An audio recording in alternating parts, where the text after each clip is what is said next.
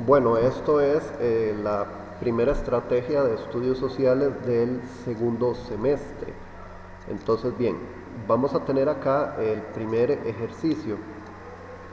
¿Qué es lo que hay que hacer acá? Bueno, dice, realice un ensayo en el que se explique la manera en que se dio el resurgimiento de las ciudades, las rutas comerciales y el surgimiento de la burguesía. Entonces, bueno, muy sencillo. Nosotros empezamos acá hablando sobre el resurgimiento de las ciudades. Entonces, bueno, empezamos hablando acá acerca del resurgimiento de las ciudades. Eh, entonces, para eso tenemos dos opciones. Una, o lo buscamos en internet, o la otra, nos vamos a la primera guía de estudios sociales del segundo periodo. Entonces, bueno, acá nosotros nos vamos a ir por aquí en la guía, donde dice, bueno, después aquí está, el resurgimiento de las ciudades. Le damos clic acá a ese link y eso nos va a tirar a esta información que está acá. Eh, nos va a tirar acá. Entonces, bueno, básicamente, entonces, ¿qué es lo que hay que hablar ahí? Lo que hay que hablar ahí es que a partir del siglo XI vamos a tener que las ciudades comienzan a crecer, porque aquí hay que acordarnos de que en la Edad Media las ciudades empezaron a ser abandonadas y la gente se fue a vivir al campo. Entonces, bueno, todo lo que fue el siglo, no sé, el siglo sexto, el siglo séptimo, el siglo octavo, el siglo décimo, pues básicamente fue una época en la cual pues la gente vivía en el campo. A partir del siglo XI la gente, por diversos motivos, como por ejemplo las mismas cruzadas, pues la gente comienza a escaparse de los feudos y comienza a irse a refugiar, a buscar refugio a las ciudades, adicionado a que pues también hubo nuevas técnicas agrícolas, hubo mayor producción en cuestión de comida, y pues esto permitió que la población aumentara, y pues muchas de estas personas se fueron a refugiar a las ciudades, porque en principio las ciudades ofrecían mayor libertad, y también vamos a tener que pues las ciudades gozaban también de mucha autonomía. Entonces pues también vamos a tener que muchos comerciantes empiezan a llegar a las ciudades, y pues eso hace que la población sea atraída con muchísimo más fuerza. Entonces pues la población va a empezar a llegar a las ciudades porque ahí se encuentra de todo, ¿verdad? Y después de eso también vamos a tener que hay reyes que comienzan a proteger a los comerciantes, comienzan a proteger a la mano de obra calificada que comienza a llegar a vivir a las ciudades, como por ejemplo diferentes tipos de artesanos como herreros, talabarteros, albañiles, sastres, en fin. Entonces, bueno, poco a poco, gracias a que las ciudades se convierten como en una especie de imán para la gente, pues ahí van a empezar a llegar comerciantes, y todo este comercio que va a empezar a darse en las ciudades va a originar también que a su vez comiencen a llegar más personas en búsqueda de comprar cosas y en búsqueda de nuevas oportunidades y en búsqueda de más libertad. Aquí también, hablando de las ciudades, vamos a tener la primera guía, la segunda guía de este segundo semestre. Entonces aquí dice resurgimiento urbano y expansión del comercio. También uno le da clic ahí y eso nos va a llevar a esta otra página. Entonces, bueno, aquí también viene hablando acerca de cómo las ciudades en el siglo XI comienzan a resurgir. Entonces, bueno, vamos a tener que aquí habla de que el comercio se va empezando a desarrollar en estas ciudades, y que esas ciudades pues especialmente las que estaban en puntos donde habían rutas comerciales, donde habían ríos o cercanas a los océanos, a rutas marítimas, pues van a ser las ciudades que más van a empezar a experimentar ese crecimiento. Entonces, bueno, básicamente de esos dos lugares, por decirlo de alguna manera, pues se hace como una especie de resumencito, y eso es lo que se va a plasmar por acá.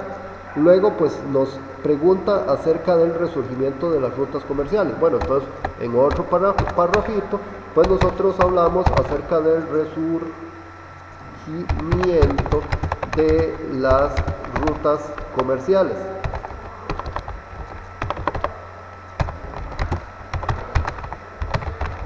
Ok, entonces bueno, aquí con respecto al resurgimiento de las rutas comerciales, nuevamente volvemos a ir a la primera guía del segundo semestre, y nos venimos a este link aquí que habla del comercio medieval, le damos clic y eso nos va a llevar a esta página.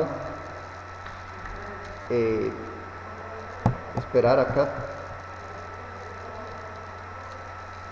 Perdón, a eso nos va a llevar a esta otra página que habla acerca de cómo el comercio fue resurgiendo al ir finalizando la Edad Media. Entonces, bueno, aquí ¿qué es lo que nosotros vamos a tener? Aquí lo que nos habla es este texto, es que pues gracias a las cruzadas, pues muchos soldados que fueron a las cruzadas, ¿verdad? Muchos plebeyos que se unieron a las cruzadas, pues al cabo del tiempo, pues ellos regresan de las cruzadas, y entonces ellos traen una serie de botines de guerra o traen pues una serie de artículos que han comprado en Medio Oriente, y entonces ellos regresan justamente a las ciudades y ellos comienzan a vender estos artículos. Entonces, bueno, eso hace que el comercio pues poco a poco pues vaya agarrando y vaya resurgiendo justamente a la par de ese resurgimiento de las ciudades a partir del siglo XI, por decirlo de alguna manera. Entonces aquí vamos a tener que pues también el comercio, pues digamos, había un comercio local, ¿verdad?, que estaba caracterizado porque pues la gente generalmente cercana a las ciudades pues cultivaba cosas en el campo, y pues iba a las ciudades a vender esas cosas, ¿verdad? Y después de eso pues también había un comercio pues regional, es decir, entre diferentes ciudades europeas, que eso se fue reactivando gracias a que se comienza a traer nuevas cosas desde Oriente, ¿verdad? Especialmente gracias a ese comercio internacional con Asia. Entonces vamos a tener que, gracias a que los cruzados fueron hasta Oriente, ¿verdad? Y pues luego pues muchos de estos soldados dejan las armas, ¿verdad?, y se convierten en comerciantes y regresan a Europa a vender sus productos en las ciudades, pues eso hace que el comercio vaya despegando. Y nuevamente, cuando estos comerciantes, una vez que han vendido sus productos en Europa, regresan a Medio Oriente a comprar más, pues estos comerciantes ya conocen la ruta, ya conocen dónde es seguro transitar, dónde no es seguro transitar, con quién es seguro hablar, a dónde es seguro quedarse. Ya ellos comienzan a conocer cómo es el teje y maneje de esta ruta, y pues ellos van ideando, estos comerciantes, una serie de estrategias para evitar que los asalten de camino, o por lo menos para minimizar los peligros de que a uno de estos comerciantes lo puedan asaltar y perder o el dinero o perder la carga. Entonces, bueno, conforme van pasando los años y estos comerciantes van yendo y viniendo, pues se va agarrando y se van abriendo estas rutas comerciales. Otras personas también van a comenzar a aventurarse a ir a comerciar, a probar suerte a Oriente, comprando, consiguiendo productos y pues regresando a Europa a venderlos. Luego pues vamos a tener lo que es el surgimiento de la burguesía. Entonces, en otro parrafito, pues entonces aquí no hay resurgimiento porque esa clase social no existía. Entonces, en otro parrafito hablamos acerca del surgimiento de la burguesía. Entonces, bueno, aquí qué es lo que hay que aquí qué es lo que hay que hablar. Bueno, en estos mismos eh, textos acá, nosotros vamos a tener que existe, bueno, existe pues una clase social, ¿verdad?, que son los plebeyos, y pues muchos de estos plebeyos se caracterizaron porque se unieron a las cruzadas, y luego pues al cabo de varios años, ¿verdad?, dejaron de ser las armas, ¿verdad?, dejaron el oficio de ser soldado, por decirlo de alguna manera, y pues agarraron los botines de guerra o agarraron y compraron artículos en Medio Oriente. Estos plebeyos estuvieron en roce o estuvieron en contacto con el afán de comercio que tenían los árabes, ¿verdad? Y pues ellos regresan a Europa a vender sus productos. Entonces, bueno, ellos se instalan al inicio, habíamos hablado de que se instalaban en las afueras de algún castillo, en las afueras de alguna abadía muy importante, y pues ellos ahí instalaban una tiendita de campaña y comenzaban a vender sus productos. Estas regiones eran conocidas como burgos, o los burgos del castillo.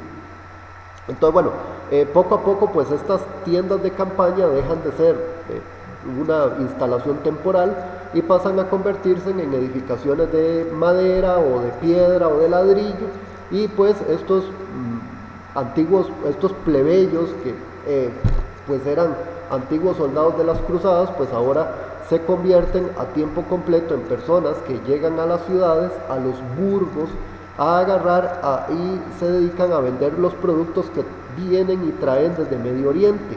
Paralelo a esto, bueno, paréntesis, vamos a tener que, paralelo a esto, vamos a tener que también hay otra serie de plebeyos que no necesariamente profesan la religión católica, y que estos plebeyos pues también viven o llegan a vivir a estos burgos, a estas ciudades, y estos plebeyos pues como no creen en el dogma de que prestar plata y cobrar un interés por ese préstamo pues representaba un pecado, pues este tipo de personas se comienzan a agarrar y comienzan a prestar dinero, y los que toman este dinero prestado pues a costa de pago de intereses, pues van a ser estos comerciantes. Entonces estos comerciantes pues van a agarrar de lo que han vendido, de sus ahorros, y adicionan aún más dinero con estos préstamos, van a Medio Oriente, compran más artículos, regresan a la ciudad, venden esos artículos, obtienen una ganancia cuantiosa y pagan los préstamos y pagan los intereses. Entonces, bueno, estas personas al inicio comenzaban a prestar dinero pues sentados en unos banquitos, ¿verdad? De ahí es de donde viene el concepto de banco, y pues luego pues de unas estructuras temporales pues pasamos a una estructura ya más permanente, hecha de ladrillo, de piedra o madera, ¿verdad? Y pues estas personas se van a convertir en banqueros. Entonces, bueno, vamos a tener que en medio de toda esta situación en las ciudades comienza a surgir una nueva clase social denominada burguesía. ¿De acuerdo? Eso es como la traducción a nuestro idioma acá, ¿verdad? Sería algo así como los citadinos, ¿verdad? Esa sería la nueva clase social. La burguesía se va a caracterizar porque son plebeyos, pero estos plebeyos basan su poder en las transacciones financieras y en el comercio o en el ejercicio de profesiones liberales, como por ejemplo los abogados o médicos, ¿verdad? O artistas. Y entonces, bueno, vamos a tener que estos burgueses, estos comerciantes, médicos, abogados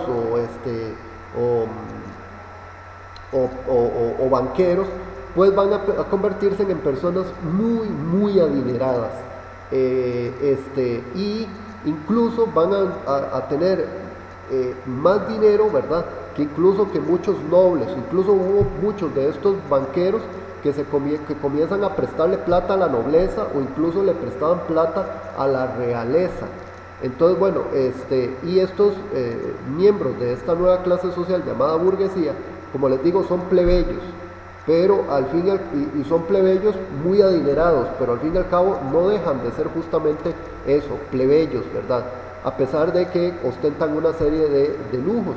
Y pues una manera de lograr reconocimiento social por parte de estos plebeyos fue que estos plebeyos comenzaron a darle, a patrocinar y a darle cobijo a una serie de artistas, y pues esto pues a su vez constituye como una especie de impulso a otro tema que hemos visto, ¿verdad? Que es el Renacimiento. Entonces, bueno, básicamente eso sería con respecto a la pregunta número 1 de esta estrategia. Luego seguiríamos con la número 2, dice, realice un ensayo donde con al menos 3 ideas se evalúe cómo el Renacimiento impactó en las sociedades europeas en diversos ámbitos: religioso, político, económico, obras y producciones literarias, artísticas, arquitectónicas o científicas. Bueno, número 1, usted podría agarrar y poner en un buscador, ¿verdad? Libremente, y empezar a hablar acerca de estos temas. O la otra es que usted se viene a la segunda guía de estudios sociales, y por acá viene la información. Aquí hablaba de la peste negra, aquí estamos en el Renacimiento, y entonces aquí sería ver este video. Ahora bien, en el caso del video, pues no lo vamos a ver, ¿verdad? Pero acuérdense que hay personas que por diversos motivos están de manera impresa. Entonces acuérdense que todas las guías tienen los anexos de toda la información electrónica. En otras palabras, la transcripción literal del video ustedes la pueden encontrar en los anexos. Entonces, bueno, aquí está el anexo que habla del Renacimiento. En medio de toda esta situación, pues vamos a tener cómo el Renacimiento se agarra y se manifiesta en diversos planos. Aquí, por ejemplo, habla del plano social, por ejemplo. Aquí habla acerca del plano intelectual, aquí habla del plano científico, y así sucesivamente. Ahora bien, como les digo, aquí ustedes pueden encontrar la información, ¿verdad? Ahora bien, para aclarar bien qué es lo que hay que hacer o cómo es esto, pues entonces ustedes vienen, por ejemplo, y toman 3 planos de estos que están aquí y hablan de ellos, cualquiera que ustedes deseen. Entonces, bueno, por ejemplo, vamos a hablar acerca de el plano político, por ejemplo. Ok, en el plano político, ¿qué es lo que vamos a tener en el Renacimiento? Bueno, vamos a tener que, aquí tenemos que en la Edad Media, bueno, hay que retroceder incluso más. Aquí vamos a tener que en la época del Imperio Romano, el poder estaba concentrado en una sola autoridad, el emperador romano. Ahora bien, llegamos a la Edad Media y vamos a tener que el Imperio Romano desaparece y se dividió en un montón de feudos, en un montón de territorios, lo que era el Imperio Romano. Y cada uno de estos principados, de estos ducados, de estos condados, de estas marcas, en fin, cada uno de estos territorios pues tenía su propio jefe político. Entonces, bueno, eso fue lo que marca toda la Edad Media, que básicamente tenemos un montón de reinos, los cuales a su vez se dividen en una serie de feudos, pero básicamente estos reyes son personas muy débiles, y los señores feudales pues eran las personas más fuertes. Entonces, bueno, al ir llegando el siglo XV, el siglo XVI, vamos a tener que poco a poco los señores feudales van a ir perdiendo poder, y los reyes son los que van a ir empezando a acumular ese poder. Entonces vamos a tener que el poder que antes estaba dividido en un montón de fracciones, pues ahora poco a poco ese poder se va agarrando y se va juntando en una sola instancia, que va a ser el rey. Entonces el rey comienza a tomar el poder, comienza a quitarle el poder que poco a poco van dejando los señores feudales. Entonces, bueno, es aquí donde nosotros pues podemos apreciar una serie de obras literarias donde diversos pensadores comienzan a escribir libros donde ellos, bueno, se imaginan cómo debería de ser el estado perfecto. Entonces, por ejemplo, uno de ellos es el libro Utopía de Tomás Moro, ¿verdad? Después, por ejemplo, hay otra Utopía de Tommaso Campanella. Incluso el mismo Nicolás Maquiavelo hizo su primer libro, que era una utopía, ¿verdad? Pero luego, pues aquí vamos a tener al mismísimo Nicolás Maquiavelo escribiendo un libro que se llama El Príncipe, donde Maquiavelo viene y agarra y le da consejos, o él le da consejos a los políticos de la época, por decirlo así, a los reyes de la época, de cómo conservar el poder. Entonces Maquiavelo viene y deja esa utopía, ¿verdad? Eso es lo que debería ser la política, y él comienza a hacer una descripción de lo que es la política, ¿verdad? Todas las intrigas que hay detrás de esto. Y después de eso, pues vamos a tener otros libros, otros autores, como por ejemplo Thomas Hobbes, más tardíamente, y aquí vamos a tener cómo estos autores comienzan a escribir libros donde ellos comienzan a agarrar y comienzan a legitimar de por qué debe de existir un Estado en primer lugar, y de por qué ese Estado debe estar en pocas manos, por decirlo de alguna manera. Entonces, bueno, en materia política, esa sería la forma en que el Renacimiento se manifiesta. Entonces, bueno, ese es un párrafo. En otro párrafito, por ejemplo, podemos agarrar otro tema, no sé, por ejemplo, el de las producciones literarias, ¿verdad? Por ejemplo, vean que yo no seguí ningún orden, yo nada más simple y sencillamente tomé lo que me era más familiar, ¿verdad?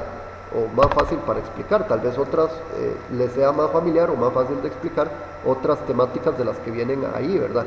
Literarias. Entonces, bueno, ¿qué vamos a tener en cómo se manifiesta el Renacimiento en materia de la literatura?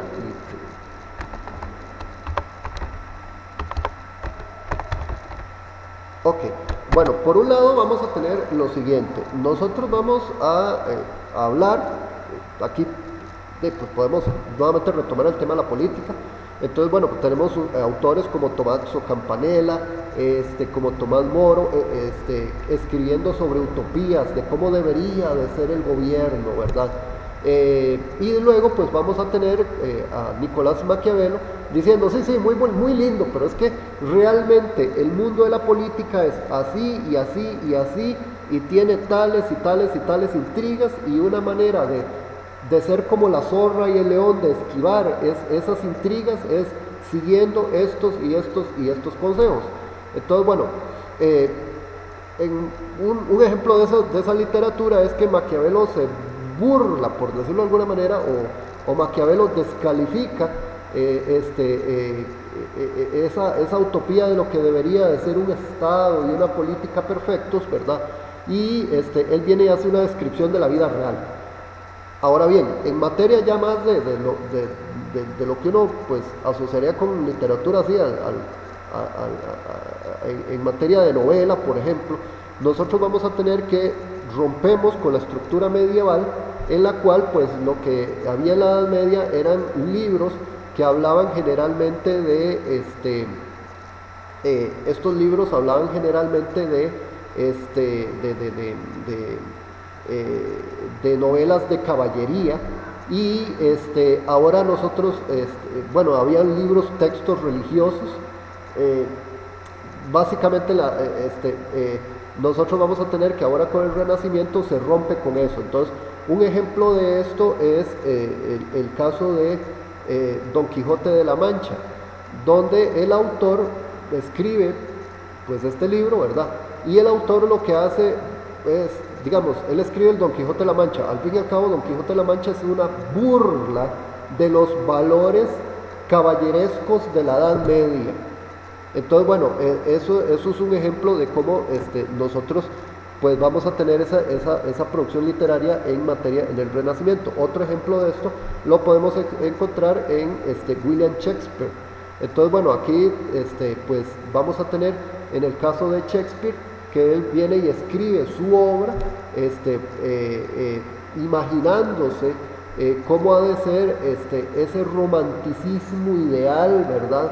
Él un poco pues retrata lo trágico de ese amor, ¿verdad? Eso lo podemos ver en Romeo y Julieta, ¿verdad? Al fin y al cabo los dos enamorados pues tienen un final trágico. Ese sentimiento trágico también nosotros lo podemos apreciar en Hamlet, por ejemplo, o si no, por ejemplo, en otra obra de Julio César. Entonces, bueno, es justamente pues también vamos a tener que en materia literaria pues van a empezar a pulular, por decirlo así, publicaciones científicas y filosóficas, ¿verdad? Un ejemplo de esto es el caso de la teoría la teoría de Galileo Galilei, en el cual él explica de que la Tierra ya no es el centro del universo, sino que pues es el Sol, ¿verdad? Y que la Tierra y otros planetas giran en torno a ¿verdad? Entonces, bueno, todos estos descubrimientos científicos, pues estos autores, pues los van a ir plasmando en libros y pues estos, gracias a la imprenta, pues van a estar a la disposición de muchas personas. Y después de eso, pues otro ámbito, podemos aquí hablar en el ámbito artístico, ¿verdad? Por ejemplo,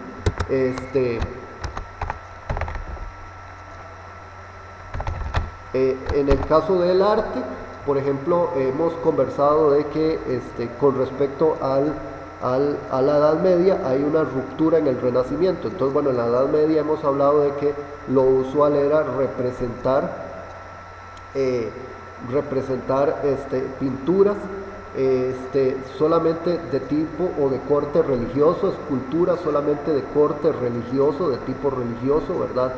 Y muchas veces la escultura y la pintura no se parecían en nada a la vida real, digámoslo de alguna manera, a una persona.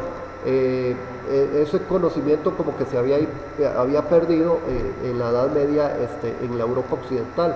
No obstante, cuando llegamos al Renacimiento, vamos a tener en primera instancia de que se rescata pues ese afán de tratar de pintar lo más posible, lo más fiel posible, digámoslo así, que la pintura sea lo más fiel posible a la realidad. Eso por un lado. Por otra parte, también sucede lo mismo en la escultura, y también en escultura y pintura, pues nosotros vamos a tener que en el Renacimiento ya no necesariamente se van a representar cuestiones religiosas, ¿verdad? Sino que también los pintores y los escultores pues también van a representar, por ejemplo, escenas de la antigua mitología griega y romana, por ejemplo, o también pues se van a representar escenas de la vida cotidiana. Entonces, bueno, yo les he comentado de que, por ejemplo,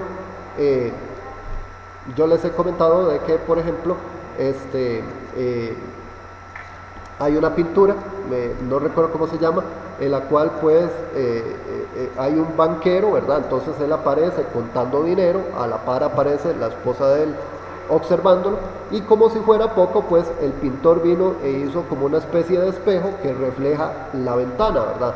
Entonces, bueno, eso así a grandes rasgos en cuestiones artísticas. Entonces, bueno, aquí ya yo tomé, ¿verdad?, tres tópicos de estos, de todos los que se dan acá, y pues yo los desarrollé. Puede ser que ustedes desarrollen otros, les sea más fácil desarrollar otros.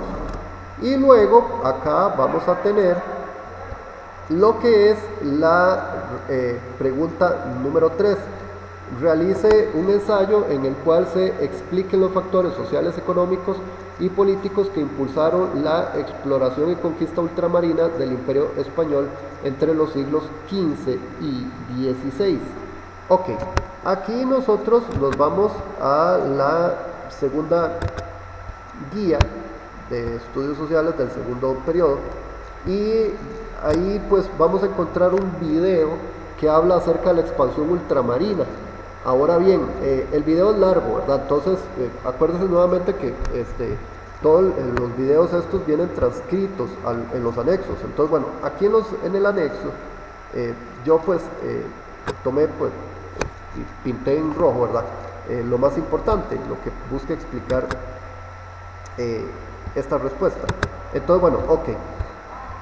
Los factores sociales.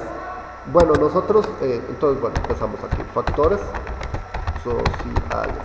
Entonces, bueno, aquí explicamos qué es eso. Bueno, nosotros vamos a tener que, pues estamos saliendo de la época del feudalismo, estamos saliendo del oscurantismo de la Edad Media, de la Europa occidental, en lo cual pues cualquier adelanto científico y cuestionamiento a los dogmas era visto como pecado, ¿verdad? Y pues por lo tanto la persona podría pues ser condenada a algún castigo, ¿verdad? Entonces, bueno, estamos entrando en el Renacimiento y pues entonces estamos entrando en una época en donde hay un afán por agarrar y conocerlo todo, explorarlo todo. Se le está dando rienda suelta a la curiosidad humana. A esto se adiciona a que en las manos de muchos de estos curiosos caen diversos libros, como por ejemplo el de un mercader explorador, ¿verdad? Y digamos que no sé, con promotor de viajes, por decirlo de alguna manera, llamado Marco Polo. Entonces, bueno, Marco Polo pues era un mercader que había ido a Oriente siglos antes, y entonces él a su regreso vino y le contó a un amigo, ¿verdad?, todas las peripecias que él había vivido en Oriente, y este amigo pues vino y él publicó la historia, ¿verdad? Y pues de ahí es de donde sale un libro que se llama Los viajes de Marco Polo. Entonces, por ejemplo, Marco Polo hablaba de todas las riquezas que se podía conseguir en la ruta de la seda, de las riquezas que había en China, de las riquezas que había en Japón, de cómo, por ejemplo, en el imperio de Gengis Khan no se tenía que utilizar monedas, sino que lo que habían eran unos billetes, unos pedazos de papel con el sello del emperador. Entonces, bueno, todo esto pues maravilló a Marco Polo, esto queda escrito en ese libro, y pues toda esta situación alimenta la curiosidad y el deseo de estos curiosos, valga la redundancia, de ir y explorar esas regiones, esas tierras lejanas. Después de eso vamos a tener aquí lo que son los factores económicos. Entonces, en otro parrafito escribimos factores económicos, ¿verdad? Y pues los explicamos. Bueno, ¿qué fue lo que pasó? Vamos a tener que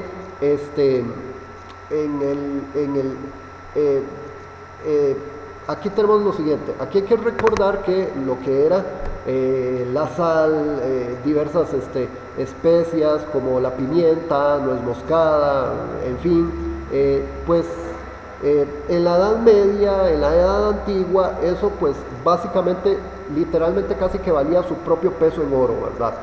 Porque esos eran productos que no se conseguían en Europa, no se producían en Europa, y pues para conseguirlos pues había que traerlos desde lugares muy, muy lejanos, ¿verdad? Entonces, bueno, en medio de esta situación nosotros vamos a tener que los únicos que tenían el poder adquisitivo durante la Edad Media de comprar estos productos como telas finas, como por ejemplo la seda, de comprar estas especias como la pimienta, el sal, también de comprar piedras preciosas, de comprar porcelanas, todos estos artículos que venían desde Oriente, pues era la realeza, la nobleza, y también pues el alto clero. Entonces, bueno, nosotros vamos a tener que, conforme pues se dieron las cruzadas, estos cruzados se convierten en comerciantes y traen esos artículos a Europa, ¿verdad? Y pues básicamente hemos hablado de que comienza también en las ciudades europeas a abrirse campo una nueva clase social muy adinerada, y esta clase social pues también se incorpora a la compra de estos bienes de lujo que vienen desde Oriente. Entonces, ya para el 1400 hay una fuerte demanda de todos estos artículos que vienen desde Oriente. Problema. es que los turcos otomanos pues conquistaron la ciudad de Bizancio o Constantinopla, ¿verdad?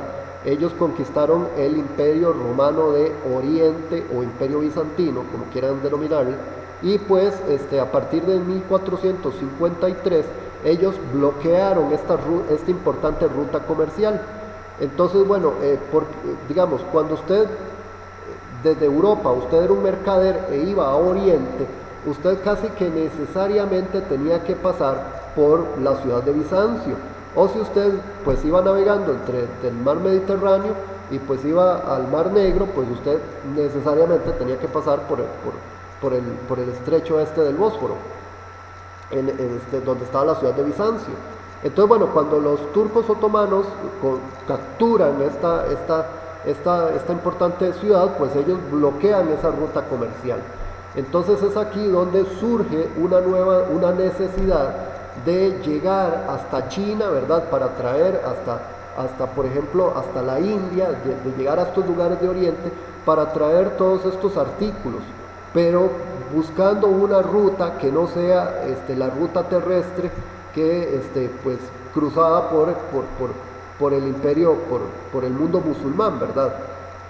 Entonces, bueno, es ahí donde necesitamos una nueva ruta, pero ¿cuál es la nueva ruta?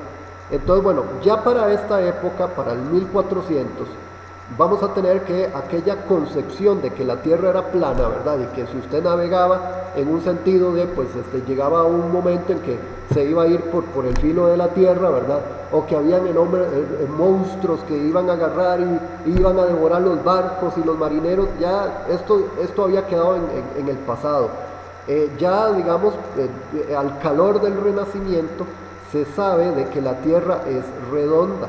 Ahora bien, ¿cuál es el problema? Es que no se sabe o hay un debate en cuál es el verdadero tamaño de la Tierra. Entonces hay unos que, como Cristóbal Colón, que creen que la Tierra es más pequeña y que por lo tanto un viaje hacia Oriente, desplazándose hacia el oeste, en dirección lineal, digámoslo así, en línea recta, hacia el oeste, pues uno le daba vuelta a la Tierra y llegaba a China o a Japón, ¿verdad? Y que eso era posible. Y pues vamos a tener que otros creían que no, que la Tierra era más grande de lo digamos, más llegada al tamaño que nosotros conocemos en la actualidad, ¿verdad? Entonces, bueno, que por lo tanto un viaje en línea recta hacia Oriente, por el Océano Atlántico, que eso era imposible, que usted de camino se le acababa la comida, se le acababa el agua y usted se moría, ¿verdad? Entonces, bueno, ese era el debate, ¿verdad? Entonces necesitamos una nueva ruta, pero ¿cuál? Y entonces esto nos lleva a los factor político que impulsa esos viajes. Entonces ya en otro párrafito hablamos de los factores políticos, de las causas políticas que permiten los viajes de Cristóbal Colón, por decirlo de alguna manera. Entonces, bueno, nosotros vamos a tener que el rey bueno, en la Edad Media hay que tomar en consideración de que pues lo que hoy es España estuvo invadida por los moros, ¿verdad? Por los árabes musulmanes. Entonces, bueno, en algún momento dado, pues tanto el mundo musulmán quedó dividido en una serie de reinos llamados taifas, y también vamos a tener que la parte del mundo cristiano de estos visigodos, ¿verdad?, que vivían en España, pues también estaban divididos en una serie de reinos: el reino de León, el reino de Navarra, el reino de Aragón, el reino de Castilla, el mismo reino de Portugal, y así sucesivamente, y que muchos de estos reinos vivían en constantes guerras entre sí. Ahora bien, a lo largo del 1400, pues vamos a tener en consecuencia dos cosas. Número uno, que los diferentes reinos cristianos se fueron fusionando, hasta que por último vamos a tener que llegamos solamente a tener dos reinos: el reino de Castilla y el reino de Aragón. Entonces Fernando de Aragón se agarra y se casa con Isabel la Católica, ¿verdad? Y pues se fusiona el reino de Castilla y el reino de Aragón y surge España, más o menos tal cual lo conocemos, ¿verdad? Y la otra es que se logra agarrar y se logra echar a todas las fuerzas musulmanas de España, y por lo tanto pues los reyes católicos agarran y reconquistan España, ¿verdad? Y después de eso pues ellos vienen y logran concentrar todo el poder. Ahora bien, en medio de todo esto pues aparece la figura de Cristóbal Colón, que cree de que un viaje por el oeste cruzando el océano Atlántico es posible para llegar a China. Entonces, bueno, en medio de todo esto el problema es que un viaje así es carísimo, es carísimo.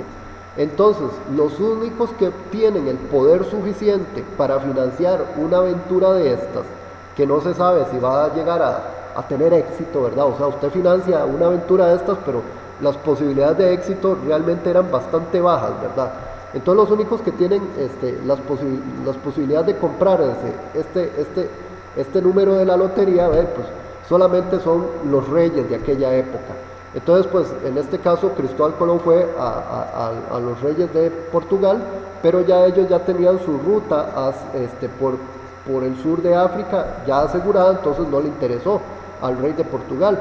Y pues los reyes de España, que no querían quedarse atrás en esta aventura, y aprovechando que la ciudad el puerto de Palos les debía unos impuestos, pues entonces ellos llegaron a una negociación con el puerto de Palos y le dijeron a los habitantes, al municipio: bueno, hagamos un trato, ustedes me den unos impuestos a mí, hagamos una cosa, financien el viaje de ese loco llamado Cristóbal Colón, ¿verdad?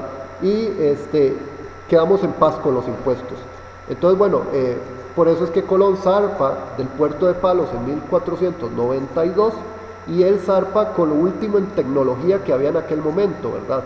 Y él zarpa con alrededor de 90 hombres, todos ellos eran marineros profesionales. Eso de que pues habían vaciado las cárceles, eso es una mentira, ¿verdad? Y pues ellos empiezan con ese rumbo hacia el oeste. Al fin y al cabo pues los vientos desvían hacia Colón, más hacia el sur, y pues Colón y los europeos ignoraban que en medio de Europa y pues Asia, en esa ruta hacia el oeste, pues había un nuevo continente, y es así como Colón, unos meses después de su partida del puerto de Palos, pues termina llegando a un archipiélago en las islas de las Bahamas. Y bueno, pues ya el resto ya no interesa para estos propósitos. Entonces, bueno, esas serían las respuestas de esta estrategia de evaluación.